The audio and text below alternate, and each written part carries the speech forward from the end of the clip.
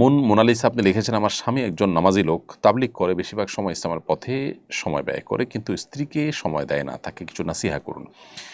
দেখুন, আমাদের অনেক ভাইদের মধ্যে এই রোগ দেখা দিয়েছে আজকাল, যে আমরা পরিবারকে পর্যাপ্ত সময় দেই না, অথচ আমরা দিনের কাজ করি, দিন প্রচারের কাজ করি, অন্যান্য ভালো কাজ করি। ভালো কাজগুলো তো ভালো সন্দেহভাবে, কিন্তু এই যে পরিবারকে সময় না দেওয়া, স্ত্রীকে সময় না দেওয়া, এটা কোনো অবস্থাতে ভালো কোনো বিষয় নয়। বিধায় এই বিষয়টাতে আমাদের সর্বোচ্চ দায়িত্বশীলতার পরিচয় দিতে হবে এবং আল্লাহকে ভয় করে চলতে হবে।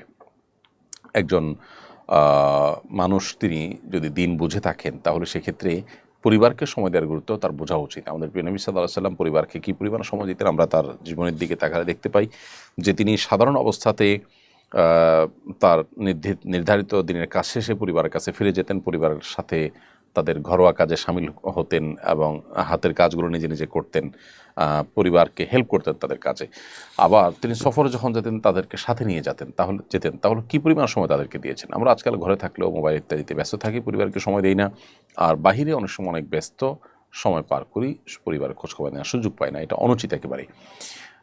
নবী করিম সাল্লাল্লাহু আলাইহি ওয়াসাল্লাম বলেছেন, খায়রুকুম লিআহলিহি ওয়া আনা খায়রুকুম লিআহলি, তোমাদের ভিতরে সবচেয়ে ভালো মানুষ সে যে তার পরিবার, তার স্ত্রীর কাছে ভালো, এবং তোমাদের মধ্যে স্ত্রীর কাছে আমি সবচেয়ে ভালো। এটা তিনি বলেছেন তার সম্পর্কে। অতএব নিজের স্ত্রীর কাছে আপনি ভালো মানুষ হিসাবে উপস্থাপন করার জন্য, তাকে সন্তুষ্ট করার জন্য বৈধ সকল উপায় আপনার অবলম্বন করা উচিত। বিশেষ করে তার হক আদায় করার ব্যাপারে আপনার যত্নশীল থাকা উচিত।